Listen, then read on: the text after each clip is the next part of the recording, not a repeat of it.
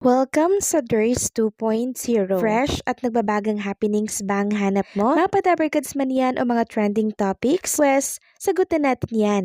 Kaya naman isubscribe nyo na ang ating channel para sa mga nagbabagang balita everyday.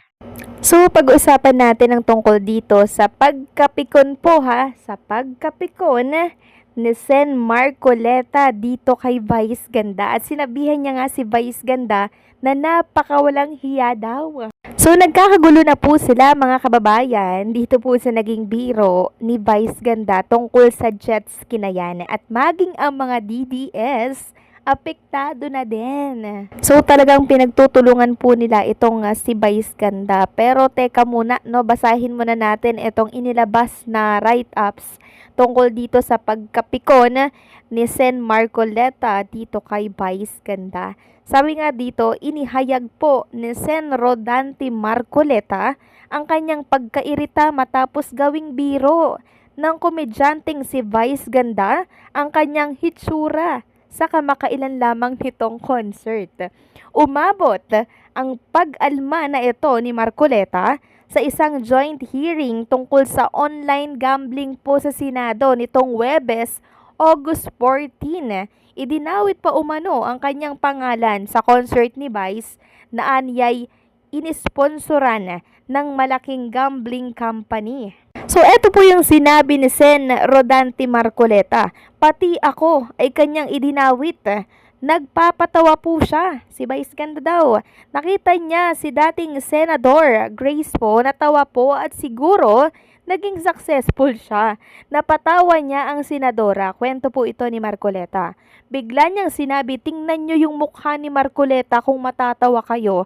Napakawalang hiya nung tao na yun, Mr. Chair. Ayoko na pong patusin siya dagdag pa niya. So ramdam ko po yung pagkainis, pagkairita at pagkapikon ni Sen Rodante Marcoleta dito po kay Vice Ganda. Binibigyang diin din ng senador na ang mga celebrity endorser ang isa sa mga dahilan sa patuloy na pagdami ng mga nalululong sa sugal. At eto nga po ang ilan sa mga komento ng mga kababayan natin tungkol sa isyong yan.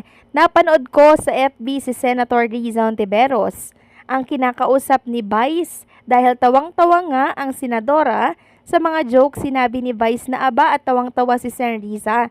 Tingnan ko lang kung matatawa ka ng ganyan kung pagmumukha ni Marcoleta ang kaharap mo. Hindi naman yun literal na napangitan si Vice sa mukha ni Sen Rodante, kundi magkalaban lang talaga daw itong si Riza at si Rodante sa Senado in terms of principles. Kaya gaano pa nga ba or paano pa nga ba makakatawa si Sen Riza kung kaharap niya si Marcoleta? Ganun lang yun. Kaya dapat well-informed tayo para sa fair comment.